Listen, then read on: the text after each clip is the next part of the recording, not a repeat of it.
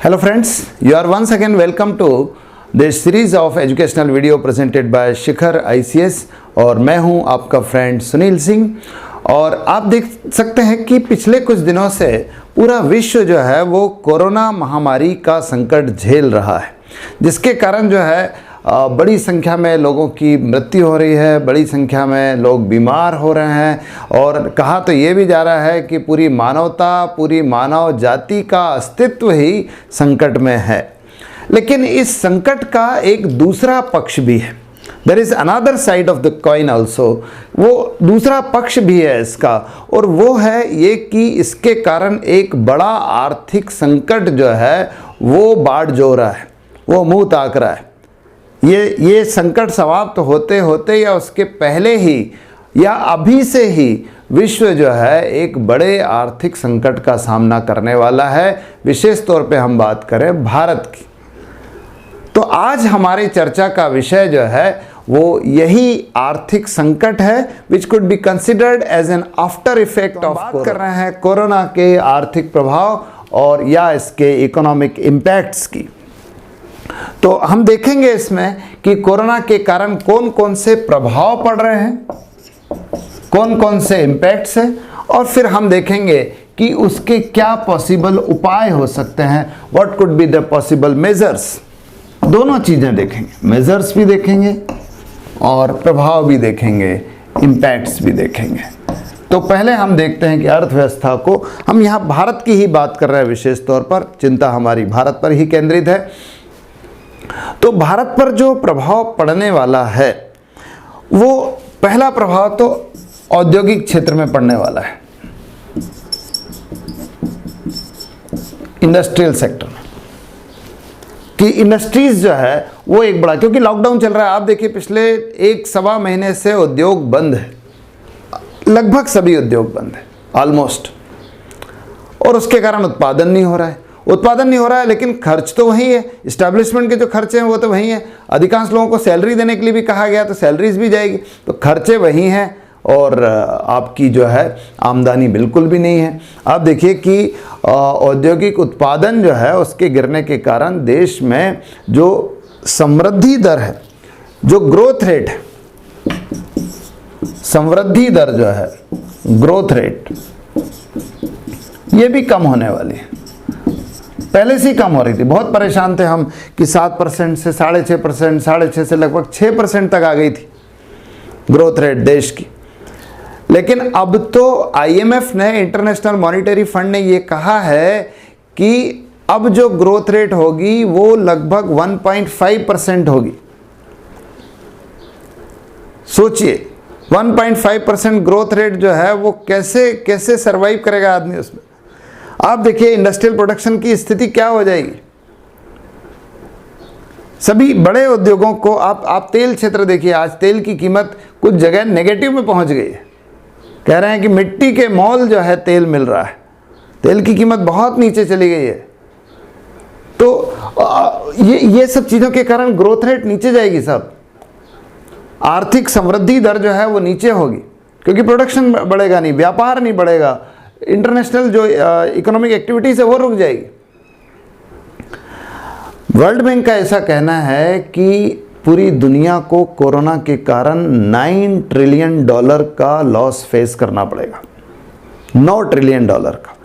आप सोचिए भारत $5 ट्रिलियन की इकोनॉमी बनने का सपना देख रहा था, $9 ट्रिलियन उससे कितना आगे, इतना नुकसान झेलना पड़ेगा।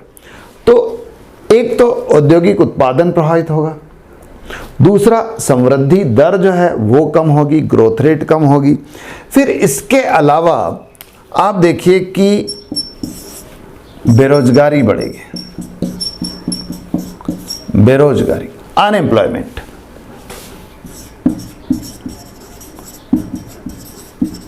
अनएम्प्लॉयमेंट बढ़ेगा, दोनों जगह का।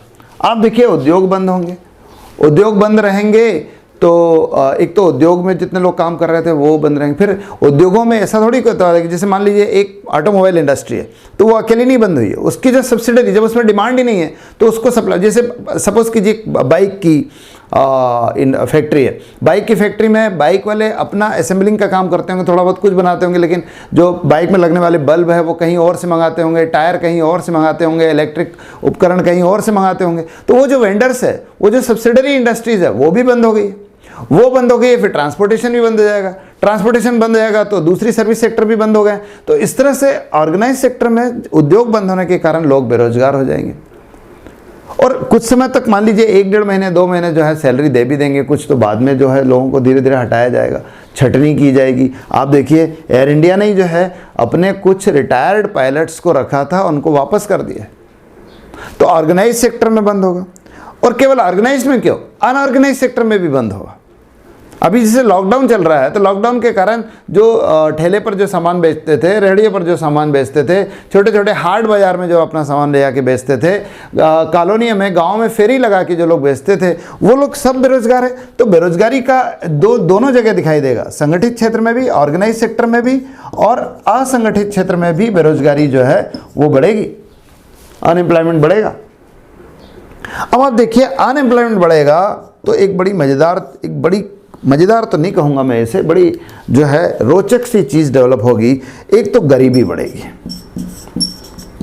लोग उतना भी नहीं कमा पाएंगे जितना उनका आवश्यकता होगी, एक तो ये होगा। लेकिन दूसरी सबसे खास चीज़ है कि मंदी आएगी इसके कारण, क्योंकि लोगों की आय नहीं होगी। जब बेरोजगार होगी तो आय नहीं होगी, लोगों के पास पैसा नहीं होगा तो बाजार में चीज़ें खरीदेंगे नहीं तो चीज़ें बिकेंगी नहीं। बाजारों में जब चीज़ें बिकेंगी नहीं तो स्वाभाविक सी बात है कि उद्योग उतना उत्पादन कर ही नहीं पाएंगे। ध्यान रखिए, ऐसा नहीं कि इमीडिएटली आफ्टर मान लो उद्योग खुल भी गए तो औद्योगिक उत्पादन उतनी तेजी से नहीं बढ़ा पाएंगे, क्योंकि मार्केट उतना कंज्यूम ही नहीं कर पाएगा। तो उद्योगों को भी अपना उत्पादन कम करना पड़ेगा। तो ये चक्र सा चलता है कि चीज़ें बिकेंगी नहीं तो बनेंगी नहीं तो लोग और बेरोजगार होंगे। इसको हम रिसेशन कहते हैं, इसको हम मंदी कहते हैं। तो ये भी एक प्रभाव जो है दिखाई देगा मंदी के रूप में, मंदी, रिसेशन। कहते हैं कि 1930 में बड़ी जबरदस्त एक मंदी दिखाई दी थी प्रथम विश्व युद्ध के प्रभावों के कारण। उसको तीसा की मंदी, 30s की मंदी कहते थे। लेकिन उसके बाद अब एक मंदी आने वाली है। ये भी IMF ने इसकी भी एक प्रोजेक्शन किया है कि दुनिया जो है 1930 के बाद सबसे बड़ी मंदी को विटनेस करने वाली है। तो मंदी जो है आने वाली है, ये एक बड़ा प्रभाव होगा इसका। और इससे भी ज़्यादा सरकारें संकट का सामना करेंगी। सब सरकारों को राजकोषीय घाटा होगा, फिस्कल डेफिसिट होगा। कभी आगे हम समझेंगे। फिस्कल डेफिसिट का मोटा समझ लो कि सरकार का जो आय है और व्यय है उसमें घाटा होगा। आप देखिए कि पूरे लॉकडाउन के दौरान कोरोना के कारण भारत सरकार को ज़बरदस्त खर्च करना पड़ रहा है। ऑफिस बंद है फिर भी एम्प्लॉयमेंट्स को सैलरी देना पड़ रहा है। इतना लॉ एंड ऑर्डर पर इतना ज़बरदस्त पैसा खर्च हो रहा है। राज्य सरकारें पैसों की और डिमांड कर रही है। राजस्थान, वेस्ट बंगाल, महाराष्ट्र सभी पैसों की मांग कर रहे हैं। अब खर्च हो रहे हैं, लेकिन खर्च किस पर हो रहा है? खर्च क्या किसी उत्पादनशील कार्य पर हो रहा है? Is the expenditure is made on any productive activity? No, there is no production achieved in the exchange of such expenditure. तो व्यय हो रहा है लेकिन आय नहीं हो रही है। वही बात है कि खर्चा रुपया है और आमदनी अठन्नी है। तो आमदनी अगर अठन्नी और खर्चा रुपया है तो स्वाभाविक सी बात है कि घाटा होगा। तो सरकार का खर्च बढ़ रहा है। आप देखिए पिछले 2 दशकों से हमारे यहाँ एक कार्यक्रम चलता है FRBM,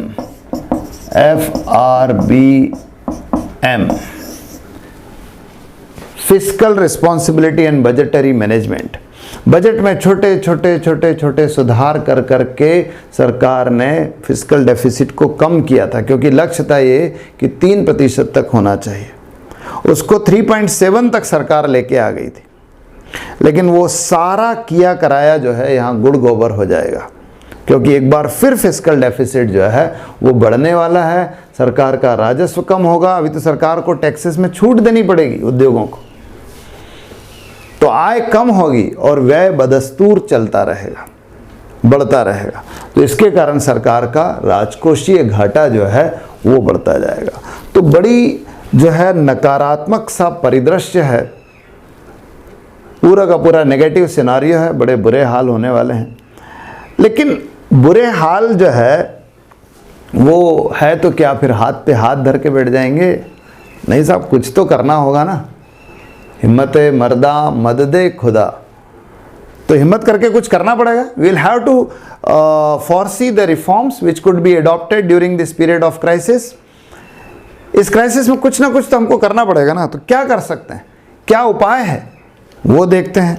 देखिए, अच्छा इसमें एक चीज़ नहीं देखी मैंने, एक बार प्रभाव में एक चीज़ और देख लीजिए आप। यहाँ पर मैं लिख लेता हूँ, बैंकों को ज़बरदस्त घाटा का सामना करना पड़ेगा, क्योंकि बैंकों के रिपेमेंट्स नहीं होंगे। भारत में बैंक जो है पहले से ही एक संकट का सामना कर रहे थे, जिसको हम नॉन परफॉर्मिंग असेट्स का संकट कहते हैं, एनपीए का संकट कहते हैं। तो एनपीए बैंकों के बढ़ रहे थे। एनपीए क्या होता है, ध्यान रखिए, एनपीए का मतलब बैंकों का एनपीए होता है।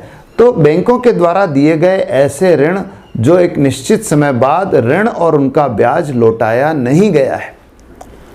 The loans and their interest given by bank which could not be repaid within a certain period of time।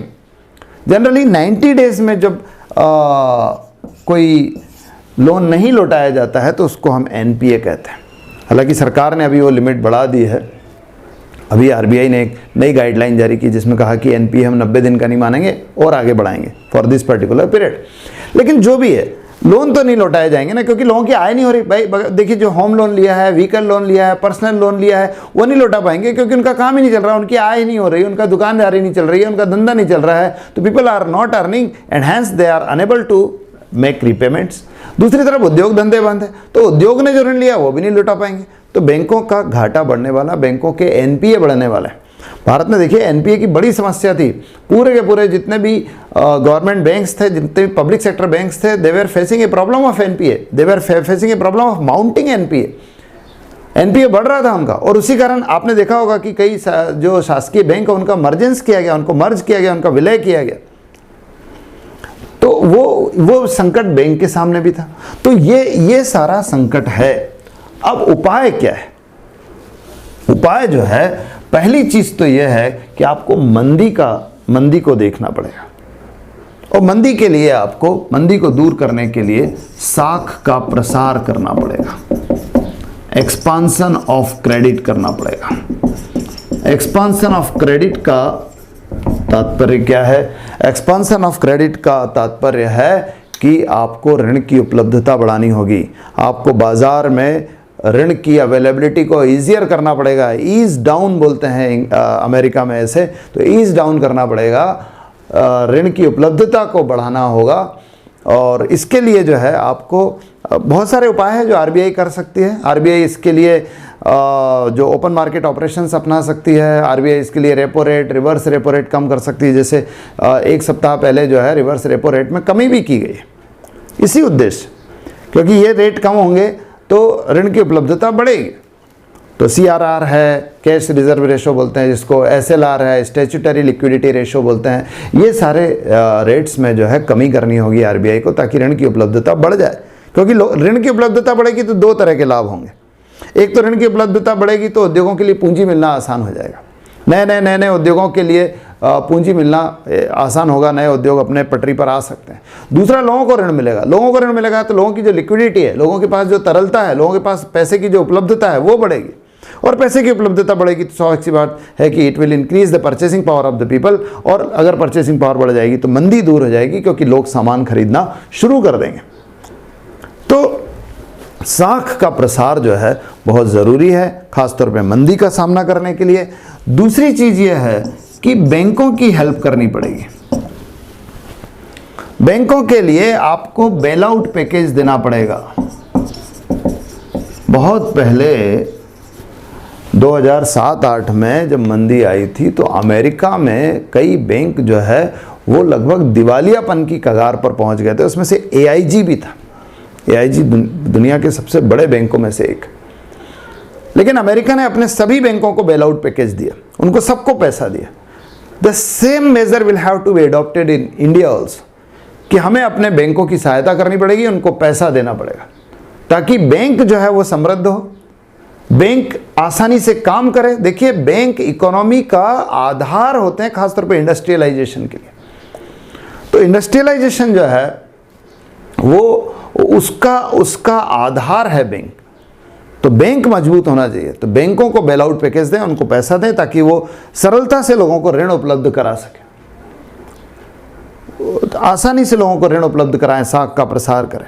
तो बैंकों की सहायता जरूरी है, इसलिए भी जरूरी है क्योंकि उनके एनपीए बढ़ रहे हैं, तो ये करना होगा। तीसरी चीज यह है कि आपको जो है कृषि को बढ़ावा देना होगा। क्रिकेट में सिखाया जाता है कि जब आप आउट ऑफ फॉर्म चल रहे हो तो अपने बेसिक्स पर जाइए, आप देखिए कि आपकी अपनी मूल क्षमताएं क्या है, मूल आपकी जो स्ट्रेंथ है वो क्या है। तो भारत की स्ट्रेंथ क्या है? अरे भारत तो वर्षों से हम इकोनॉमिक्स से पढ़ रहे हैं, भारत कृषि प्रधान देश है, और अगर भारत कृषि प्रधान देश है तो हमको कृषि का लाभ लेना चाहिए। आप देखिए, जो एक क्षेत्र इस लॉकडाउन से सबसे कम प्रभावित हुआ है वो है कृषि। तो कृषि को बढ़ावा देना चाहिए, कृषि को प्रमोट करना चाहिए, और कृषि को प्रमोट करने के लिए न केवल फार्मर्स को डायरेक्ट हेल्प की जानी चाहिए, बल्कि हमको रूरल इंडस्ट्रीज को बढ़ावा देना चाहिए, ग्रामीण क्षेत्रों में उद्योग लगाने चाहिए। क्योंकि अब एक बार शहरों से गांव की ओर जो मजदूर चले गए उनका वहीं उपयोग करना चाहिए, और खास तौर पे हमको फूड प्रोसेसिंग इंडस्ट्रीज लगानी चाहिए। देखिए, कृषि और फूड प्रोसेसिंग हमारी स्ट्रेंथ है। Now it is the time, it is the right time to utilise that. तो उसको एक्सप्लोर करना चाहिए हमको। तो फूड प्रोसेसिंग इंडस्ट्रीज गांव में लगाएं, छोटी छोटी इकाइयां लगाएं, ताकि लोगों को स्वरोजगार भी मिले। हमको रोजगार का जो पूरा रोजगार का जो संरचना है उसको बदलनी होगी।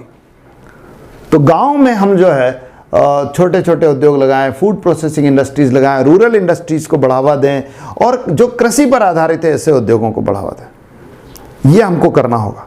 दूसरी चीज ये है कि कृषि का उत्पादन उतना ही अभी भी ध्यान रखना, लॉकडाउन के बावजूद इस बार गेहूं का उत्पादन जो है बड़ा है, बड़ी जबरदस्त तरीके से 10.70 मिलियन टन इतना गेहूं का उत्पादन हुआ है। 107 मिलियन टन इतना गेहूं का उत्पादन हुआ है। तो गेहूं का उत्पादन जो है अगर बड़ा है तो हमको अब कृषि उत्पादों के निर्यात पर बल देना चाहिए। क्योंकि देखिए, अब एक चीज और है, अब है ना, दुनिया अपने यहाँ आने वाले आयात को रोकेगी, क्योंकि वो अपने उद्योगों को फिर से खड़ा करने की कोशिश करेगी। तो आपको आसान नहीं होगा उनको निर्यात करना, लेकिन आप खाएंगे तो ना, गेहूं तो खाएंगे, चावल तो खाएंगे, खाने से थोड़ी रोक सकते हैं। तो अब औद्योगिक उत्पादों का निर्यात तो नहीं होगा, लेकिन आवश्यक वस्तुओं का तो निर्यात होगा ना। तो हमको कृषि जैसे उत्पादों, कृषि उत्पाद, हमारे जो अनाज है, हमारा जो कपास है, और जो फल है, सब्जियां हैं, इनके निर्यात पर बल देना चाहिए।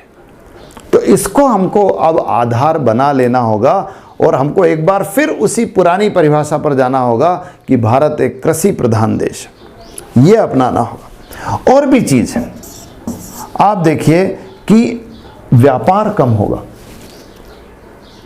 और एक चीज देखिए कि विदेशों से जब हम उद्योग, अब हमारे उद्योगों को जब हम फिर से खड़ा करेंगे तो एक बार फिर से वो घुटने ही चलेंगे, एक बार फिर से लड़खड़ा के ही चलेंगे। और ऐसे समय अगर विदेशों से आने वाले उद्योग आपके यहाँ माल बेच जाएंगे, तो आपके यहाँ माल बेच जाएंगे तो फिर दिक्कत होगी। तो आपके उद्योग कैसे चलेंगे? दूसरे लोग आके आपके यहाँ बेच जाएंगे।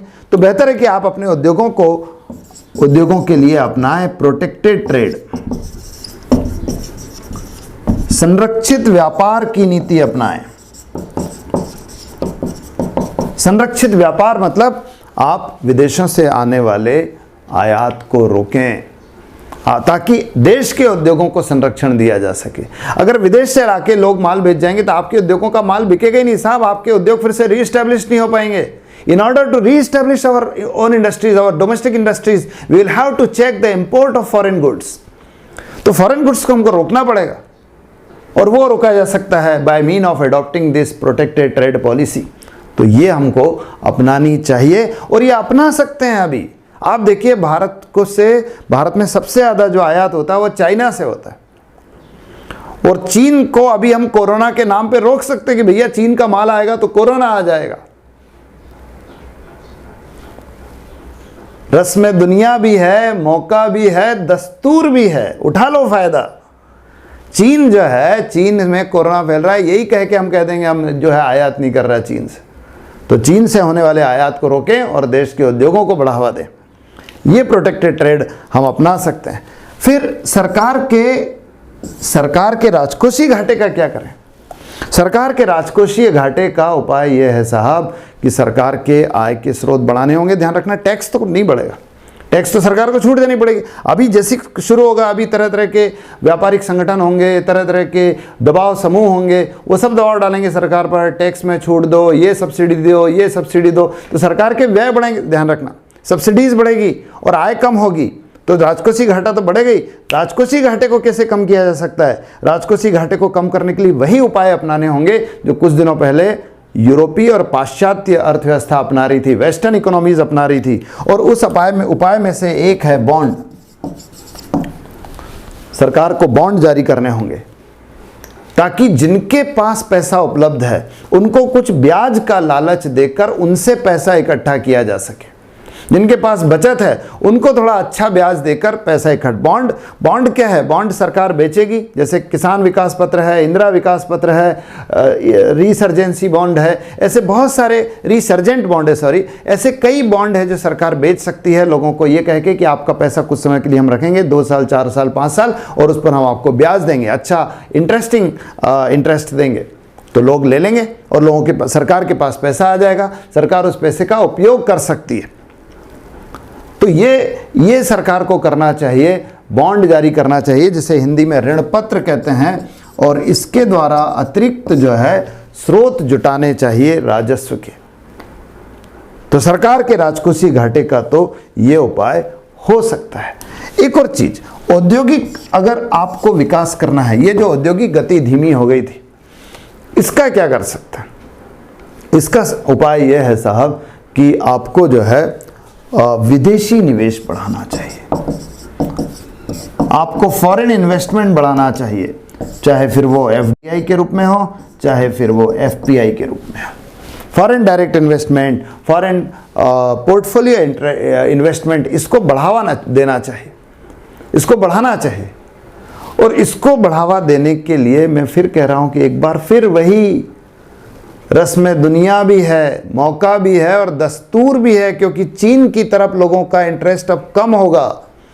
सारी वेस्टर्न इकोनॉमीज जो बड़े बड़े उद्योग है, वो जिनने चीन में बड़े बड़े उद्योग लगा रखे थे, क्योंकि वहाँ पर श्रम सस्ता था, क्योंकि वहाँ सुविधाएं अच्छी थी, इसलिए वहाँ उद्योग लगा रखे थे, वो सब अपना इन्वेस्टमेंट वहाँ से वापस ले रहे हैं। और अब भारत को आगे आना चाहिए, इनको जो है एक प्रकार का आश्वासन देना चाहिए कि we will provide better conditions for establishment of new industries in India, so come on invest in India. तो हमको वो जो इन्वेस्टमेंट जो चाइना से भटक रहा है, डाइवर्ट हो रहा है, उसको भारत में आकर्षित करने की कोशिश करनी चाहिए। तो अगर वो होता है तो भारत में विदेशी निवेश बढ़ेगा, और निवेश बढ़ेगा तो नए नए उद्योग लगेंगे, और नए नए उद्योग लगेंगे तो जो औद्योगिकरण की धीमी गति है उसको कुछ हद तक हम उस समस्या का सामना कर सकते हैं। तो फ्रेंड्स, ये आज जो है कोरोना के कारण आर्थिक संकट का सारा मामला है। हमने देखा कि संकट क्या है। संकट यह है, थोड़ा समराइज कर लेते हैं, कि औद्योगिक विकास की गति धीमी होगी, औद्योगिक उत्पादन घटेगा, फिर ग्रोथ रेट कम हो जाएगी, देश की आर्थिक विकास दर कम हो जाएगी, बेरोजगारी बढ़ेगी, संगठित और असंगठित, ऑर्गेनाइज्ड और अनऑर्गेनाइज सेक्टर दोनों में अनएम्प्लॉयमेंट बढ़ेगा, बेरोजगारी बढ़ेगी तो लोगों की आय कम होगी, जीवन स्तर निम्न हो जाएगा, गरीबी बढ़ेगी, पॉवर्टी बढ़ेगी, मंदी बढ़ेगी क्योंकि चीज़ें बिकेंगी नहीं, लोगों के पास पैसा नहीं होगा, रिसेशन आएगा, और राजकोषीय घाटा होगा क्योंकि सरकार खर्च तो ज़्यादा करेगी लेकिन आय कम होगा। सॉल्यूशन क्या है? पहली चीज़ तो साख का प्रसार करें। साख का प्रसार मतलब अवेलेबिलिटी ऑफ लोन को बढ़ाएं। तो आरबीआई प्रयास करे, रेट ऑफ इंटरेस्ट जो है तरह तरह के, रेपो है, रिवर्स रेपो है, सीआरआर है, एसएलआर है, उनको कम करे। बैंक को बेल आउट पैकेज दिया जाना चाहिए ताकि बैंक घाटे से उबर सके, बैंक के पास ज़्यादा पैसा हो, बैंक एनपीए के संकट से निपट सके और फिर बैंक ज़्यादा ऋण लोगों को दे सके। कृषि को आधार बनाना चाहिए क्योंकि कृषि सबसे कम प्रभावित हुआ है इस कोरोना से, तो उसको अब आधार बनाना चाहिए। प्रोटेक्टेड ट्रेड की पॉलिसी अपनानी चाहिए ताकि हम निर्यात तो करें लेकिन हमारे यहाँ आयात ज़्यादा ना हो, इसको अपनाना चाहिए। सरकार को ज़्यादा राजस्व के स्रोत जुटाने के लिए बॉन्ड जारी करने चाहिए, ऋण पत्र जारी करने चाहिए ताकि better sources of revenue could be arranged. और फिर फॉरेन इन्वेस्टमेंट को बढ़ाना चाहिए, पर्टिकुलरली उस फॉरेन इन्वेस्टमेंट को भारत में डाइवर्ट करने की कोशिश करनी चाहिए जो अभी तक चीन में हो रहा था। तो friends, this is all about the economic crisis and their solutions in India. तो उम्मीद करते हैं आपको ये समझ में आया होगा, अच्छा लगा होगा। अच्छा लगा है तो लाइक कीजिए, कमेंट्स कीजिए ताकि हम समझ सकें कि हमारा इम्पैक्ट जा रहा है, नहीं जा रहा है तो वो भी सजेस्ट कीजिए। और कहीं और कोई नया टॉपिक आप सुनना चाहते हैं वो भी हमें बताइए। और अगर आपने अभी तक ये चैनल सब्सक्राइब नहीं किया है तो आप सब्सक्राइब कीजिए, अपने फ्रेंड्स के साथ शेयर कीजिए। Thank you very much, have a good day.